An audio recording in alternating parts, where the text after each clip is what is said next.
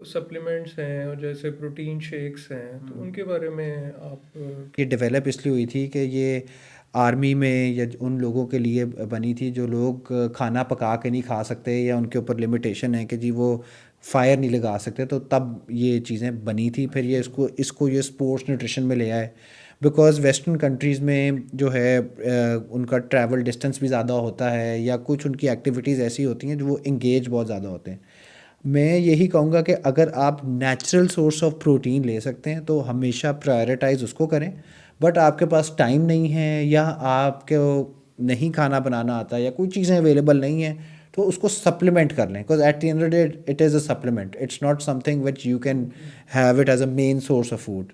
सो ये मेरी इसके ऊपर टेक है। सहरी में क्या ज़रूर खाना चाहिए और अफ्तारी में क्या नहीं खाना चाहिए जो कि अनहेल्दी होता है और हमारी फिटनेस के लिए नुकसानदेह है? पराठे बहुत हैवी हैवी और बहुत ऑयली जो है ना वो खाते हैं, सालन खाते हैं, निहारियाँ खाते हैं, कीमे खाते हैं।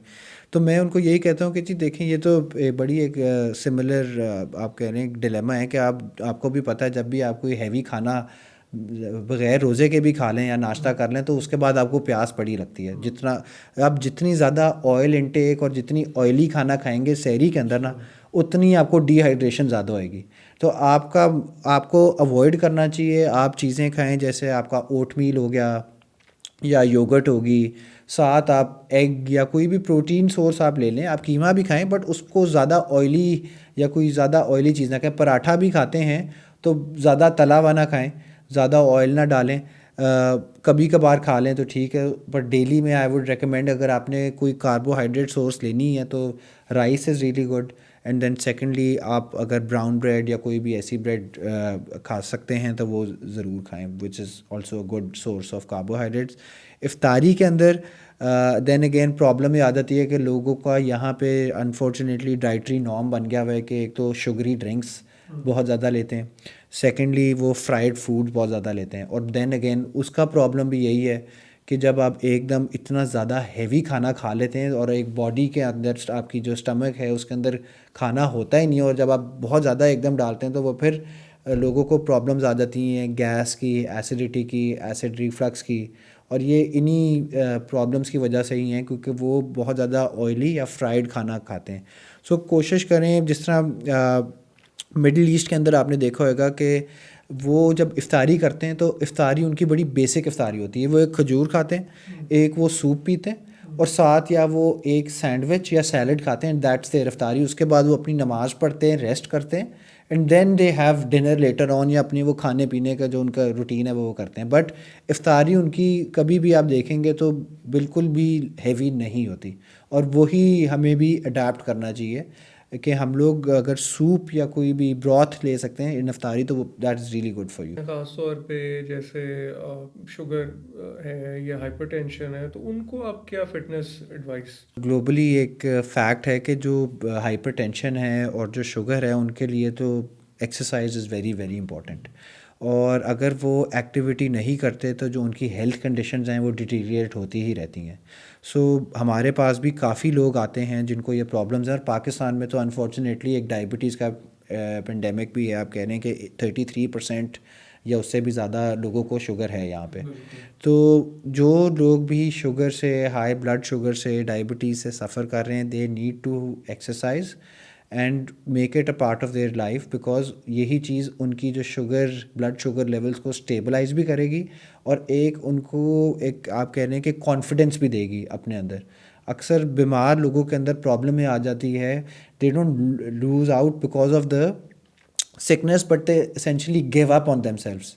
वो जो लैक ऑफ कॉन्फिडेंस होता है अपने अंदर, वो ही मोस्टली बीमार पेशेंट की एक कह लें कि एक अनफॉर्चुनेट एंडिंग बन जाती है। तो एक्सरसाइज को ज़रूर अडेप्ट करें, और इसी के आप एक छोटी एक्टिविटी को अगर एक अपनी हैबिट बनाएंगे तो आहिस्ता आहिस्ता आपकी बाकी की भी हैबिट्स सही होना शुरू हो जाएंगी। ख़वातीन के लिए आप क्या रिकमेंड करते हैं कि वो रमज़ान में बाकी सारे कामों के साथ अपनी फ़िटनेस को किस तरह मेंटेन करें? Specifically for women, even for main जो बहुत ज़्यादा इंगेज होते हैं रमज़ान में, तो वो डेफिनेटली बहुत ज़्यादा स्ट्रेस अपने ऊपर ना डालें जी कि मैंने जिम जाके जिम करना ही करना है। वो अपने नंबर ऑफ़ डेज़ कम कर दें, वो टाइम ड्यूरेशन ऑफ वर्कआउट कम कर दें।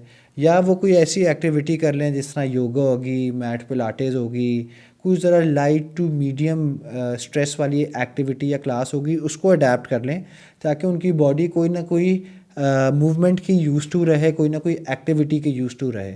एसेंशली हमने इस महीने के अंदर तो सब कुछ नहीं कर लेना, तो ये एक महीना है जिसके अंदर हम काफ़ी चीज़ों के ऊपर फोकस जो करना चाहते हैं, जो इम्पोर्टेंट हैं उनके ऊपर फोकस ज़रूर करें, बट इसके ऊपर भी एक अपनी रूटीन कंटिन्यू करते हैं, एक अपना डिसिप्लिन जो है उसको ज़रूर कंटिन्यू रखें।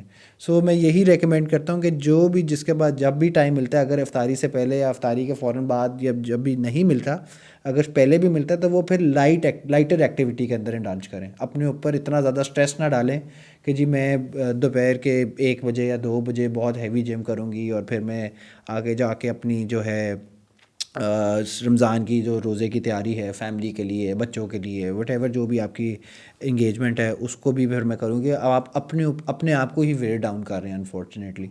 तो ऐसी ख़वातीन जो जिनको एक्सेस नहीं है या जो नहीं किसी वजह से जिम जा सकती, तो उनको आप क्या रिकमेंड करते हैं? थैंक्स टू टेक्नोलॉजी बड़े अच्छे टूल्स आ गए हैं। I think one of the best tools that any one can use is YouTube. आप यूट्यूब पे जाएं, वहाँ पे इस वक्त यूट्यूब पे बेतहाशा एक्टिविटीज़ हैं, क्लासेस हैं फ्री ऑफ कॉस्ट, जिनके आपको पैसे भी नहीं देने पड़ते, और उसमें से आप definitely you can take some kind of a class जिसमें 10-15 मिनट की है, जो आप अपने घर बैठे बैठे भी कर सकती हैं। आप कोई भी चैनल, कोई भी ऐसी चीज़ थोड़ा सा उसके ऊपर रिसर्च करें ना, definitely you can indulge in that activity. बल्कि हमारे तो पाकिस्तान में कुछ चैनल्स ये एक्सरसाइजेज वगैरह का एक वो भी शो भी करते हैं। वो मॉर्निंग शोज़ रमज़ान से बाहर होते हैं, अब आजकल नहीं होते, ऑल्दो उनको रमज़ान में भी करने चाहिए। That is something that I think we have a gap in Pakistan. तो वो अगर इस तरह की कोई चीज़ों को या मीडिया को अपने बेनिफिट के लिए इस्तेमाल कर सकते तो ज़रूर करें। बहुत सालों से अपने वेट लॉस का एक मुझे रहा, तो ये मैंने देखा कि हमेशा से हमारे यहाँ एक वो है कि अगर आप रनिंग कर रहे हैं तो आपको लोग कहेंगे नहीं नहीं रनिंग ना करें, आप जिम करें, उससे आपका वेट लॉस होगा। तो ये जो स्ट्रेच करना है या योगा है या वेट ट्रेनिंग है, तो इनको आप मतलब किस तरह के लोगों को किस तरह की चीज़ों को अडॉप्ट करना चाहिए, या सबके लिए ये सारी चीज़ें इंपॉर्टेंट? इसमें मैं यही कहता हूँ कि हर बंदे को वो चीज़ करनी चाहिए, एक तो जो वो इन्जॉय भी करता है और जो उनको सूट भी करती है। अब हर चीज़ को आप एक्सेस में करेंगे तो उसका एक आपको जो है आप डिसएडवांटेज उसका भी है, एक आपको उसका नुकसान भी है उस चीज़ के। लेट्स से अगर आप बहुत ज़्यादा रनिंग करते हैं तो बहुत ज़्यादा रनिंग करने से क्या होता है कि जो आपकी बॉडी के अंदर जो मसल मास होता है वो बहुत ज़्यादा गिरना शुरू हो जाता है। तो ऑल्दो आपका फैट परसेंटेज या बॉडी वेट भी गिर रहा है, बट आप you are also losing out on the muscle mass. So in order to counter that आपको कोई ना कोई स्ट्रेंथ ट्रेनिंग करनी पड़ेगी।